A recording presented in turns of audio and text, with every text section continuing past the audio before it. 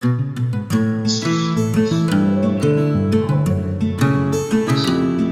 morning, class. Good morning. How are you? Good. Classmates, please submit your agenda. And we're going to have a very quick meeting for today. So, last week, the natin. And this week, we're going to start on your finals. And I'm just going to explain to you your final talk. Okay? Since this is subject mo, and yung program nyo, nakapost sa laptop, I've decided na ang final outcome will be letters. Okay? Hindi rubber. Hindi tayo ng material. Letter lang. And likewise, you are saying of fruits, letters. Hindi pwede na magawa sa labas. Kayo hindi mo gagawa guys, okay? I want to teach you every process. Okay? Kailangan kayo mismo yung mga punto kung paano mo. And also, this outcome will be presented next week. Ito, next week on Tuesday. So, send it here, and I will be allowed to either approve or reject. Kapag na-approve ko siya, there will actually be a registration show yun na. If ever reject ko siya, rewrite it, of course.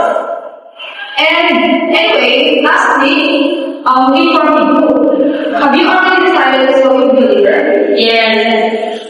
Okay, these are his numbers. And naiintindihan ba yung pag-ulit?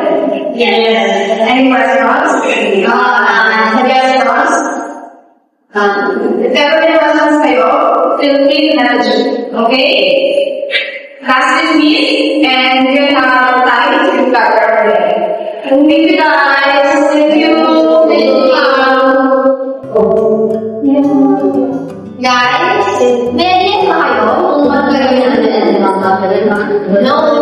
Hello?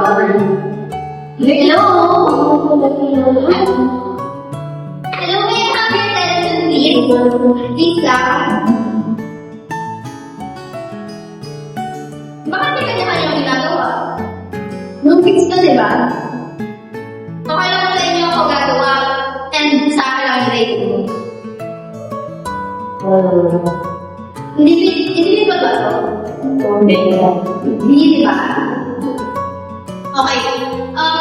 Guys, instead na nag-usap-usap kayo dyan, di ba? Sana nagbigay na kayo ng idea sa akin. Ayaw niyo ba magka-grade? Ayaw ba ma-approve din ang product natin? Ayaw niyo ba magsimula na nakapasa? Guys, please cooperate naman. Before this dinner ako lang gagawa. I also need your help. Hindi ko individual o grouping. You need teamwork. Yung grade ko din. Yung grade nyo din. Isa na yung grade ko. Ha? Ang goal natin ay mapasa kay ma'am, ma-present kay ma'am, at ma-approve ni ma'am yung product natin. And narinig nyo naman may possibility na mag-display sa museum natin. So, it will be an honor, di ba? Na yung sarili natin gawa, sarili natin pinaghirapan, may kita ng iba. Right? Yes.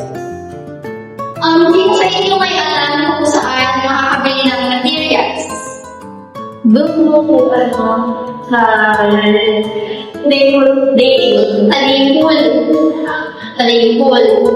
Okay. I need someone na magkukulit ng payment hanggang bagan tayo. Okay na po sa inyo yun? Yes. Mag-aambagan tayo for the materials. Sino ba yung mag-volunteer to collect the contribution? Ikaw na lang. Okay. Please stand up. Pag-collect.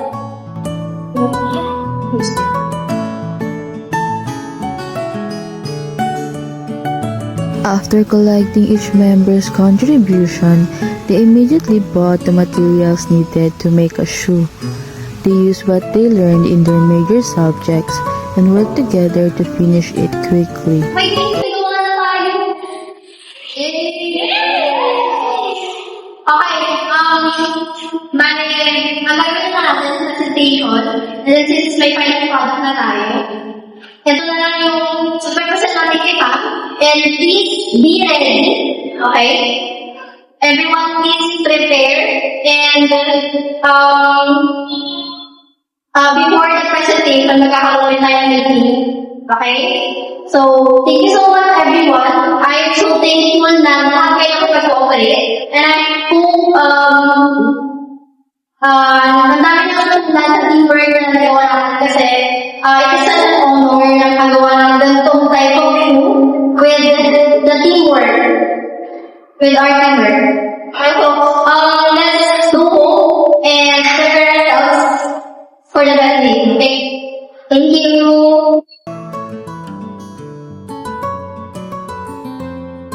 Good morning, class. Good morning. Alright. So today is the day. How are you? Doing your job? Doing your good? Yes. Okay. So do you do the course? Are you ready to stand up? Yes.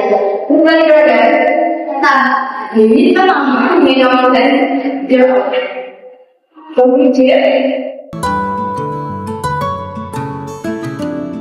Through their unity and hard work, they successfully made the shoe and proudly shared the result of their teamwork with their professor and classmates. With Dante. And before I tell you my comments, I want to ask you leaders first. Okay? Mr. Thomas Hussain. What did you notice to your members while doing your outfit? Honestly, ma'am, at first talaga, wala silang, lagi ako mag-operate. Parang it's me versus me. Parang sarili ko lang yung kausap ko. And then, lumaki na sa point na nagkasama na sila. And then, they cooperated. And then, they also gave their ideas and tumulong sa paggawa ng So, pero as a leader, gusto ko rin marinig yung comment namin sa mga members or dalawa sa kanila. May ko ang nina. My experience is, hindi ko na rin magawa kasi nagkaroon ng cooperation with all members. And, bago yung motivation ng aming leader, mas naging maganda din talaga. Thank you so much. How about that? Natutunan ko po ng patterns with the help of members. Thank you so much. Okay, I see. Nagkaroon kayo ng gym sa group na. Nice. That's all right. Naki-barber natin. You know, I am studying after this probably, you don't understand the role of a leader. Na-realize ba? Kung gano'n ay naman ng leader. Yes. Hindi na kayo mga bata. Pero nagpapalagay mo yung gusto sa leader. That's why your leader is here para i-galit pa rin. You may think na hindi na kayo bata, hindi na kayo nakagalit. Pero sa isang organization, in real life, in real world, you need someone who will value. Okay? And to appreciate your work, since, nakita ko ng effort, nakita ko na naging connect, pero yung leader mo, she did her best na she did the role. And I know hindi ako kayo when I can be biased for a view. Hello is not a perfect of course. There are room for improvement. Hindi na perfect. Pero nakita ko nakita ko yung determination niya para makikita. And looking at this, hindi ko na-realize. I want to approve this. Okay? So, Thanks for watching.